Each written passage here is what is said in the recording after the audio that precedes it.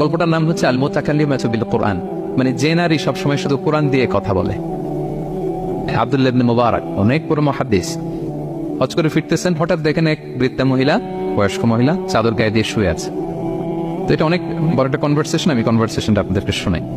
উনি কাছে গেলে যে সালাম দিলেন, আসসালামু আলাইকুম ওয়া রাহমাতুল্লাহ। সালামের উত্তরে বৃদ্ধা মহিলা স্বাভাবিকভাবে উত্তর না দিয়ে একটা কোরআনের আয়াত তেলাওয়াত করলেন, সালামুন কাওলাম মির রাব্বির রহিম, মানে দয়াময় প্রতিপালক আল্লাহর পক্ষ থেকে তোমার প্রতিও সালাম। এটা একটা কোরআনের আয়াত, কিন্তু এটা দিয়ে উত্তর হয়ে যায় সালামের। কি বলেন? আচ্ছা গেল। এবার আব্দুল্লাহ ইবনে মুবারক জিজ্ঞেস করলেন, মাযা তাসনাউনা ফি হাযাল মাকান, এখানে কি করেন আপনি, কি করতেছেন একা একা? এই প্রশ্নের উত্তরেও ভদ্রমহিলা একটা কোরআনের আয়াত তেলাওয়াত করে দিলেন। উনি তেলাওয়াত করলেন, ওয়ামাই ইউদ্লিল ফালা হাদিয়া লাহ, মানে আল্লাহ যার পথ ভুলায় দেয় তার পথ দেখানোর কেউ নেই। মানে বুঝাইতে চাইলেন আমি পথ হারাই ফেলছি। কি বুঝাইতে চাইলেন? পথ হারাই ফেলছি, মানে উনি এমন ভাবে কোরআনের আয়াত চুজ করে যাতে উত্তর হয়ে যায়। তো এবার উনি জিজ্ঞেস করলেন, আইনা তুরিদিন, পথ হারাই ফেলছেন তো বুঝলাম, আয়াত থেকে এটা বোঝা যায়, তো আপনি কোথায় যাচ্ছেন, ডেস্টিনেশন কোথায়? উনি আবার একটা আয়াত তেলাওয়াত করলেন, সুবহানাল্লাযী আসরা বিআবদিহি লাইলাম মিনাল মাসজিদিল হারামি ইলাল মাসজিদিল আকসা। রাসূল সাল্লাল্লাহু আলাইহি ওয়াসাল্লাম মেরাজের আগে যে ইসরা হয়েছিল, মসজিদুল হারাম থেকে মসজিদুল আকসা রাসূল সাল্লাল্লাহু আলাইহি ওয়াসাল্লাম কাল্লা নিয়েছিলেন, এটা তেলাওয়াত করলেন। তো বুঝাতে চাইলেন আমি আপনার মতো হজে আসছিলাম মসজিদুল হারামে, আর যাচ্ছি মসজিদুল আকসা, মানে ফিলিস্তিন আমার বাড়ি। মসজিদুল আকসা কোন দেশে? ফিলিস্তিনে। আয়াত এমন ভাবে উনি পিক করেন যাতে করে উত্তর হয়ে যায়। উনি বুঝাতে চাইলেন আমিও হজ করতে এসেছিলাম, যাচ্ছি কোথায়? ফিলিস্তিন, মসজিদুল আকসা যে দেশে আছে।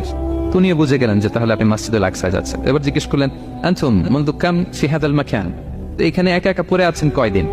আবার কোরআনের আয়াত, সালাসা লায়ালিন সাবিয়া, টানা 3 দিন 3 রাত এখানে আছে, এটা কোরআনের আয়াত।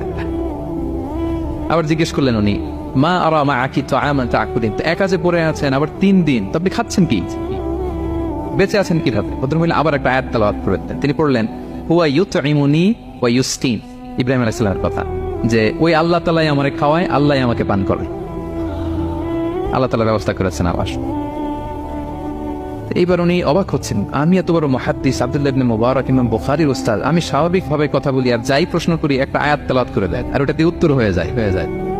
কি মহিলার সন্ধান পেলাম? তো উনি বলতেছে, ফাবি আইয়ি শাইইন তাতাওয়াদ্দাইন, 3 দিন যে এখানে আছেন মরুভূমির বালুর মধ্যে, ওযু করেন কিভাবে? উনি আবার একটা আয়াত তেলাওয়াত করলেন, ফাইন লাম তাজিদু মাআন ফাতায়াম্মামু সাঈদান তাইয়্যিবা, আল্লাহ আয়াতে বলেছেন যদি তোমরা পানি না পাও পবিত্র মাটি দিয়ে তায়াম্মুম করে নিও। তো বুঝাতে চাইলেন পানি নাই তো কি হয়েছে, বালু তো চাই, তায়াম্মুম করে নাও। আল্লাহু আকবার। এবার উনি বললেন, ইন্না মাইয়া তাআমান আলা তাকুলিন, আমার ব্যাগে তো কিছু খাবার আছে, আপনি কিছু খাবেন? আবার কোরআনের আয়াত, সুম্মা আতিম্মুস সিয়ামা ইলাল লাইল, আল্লাহ আয়াতে বলেছেন তোমরা রোজা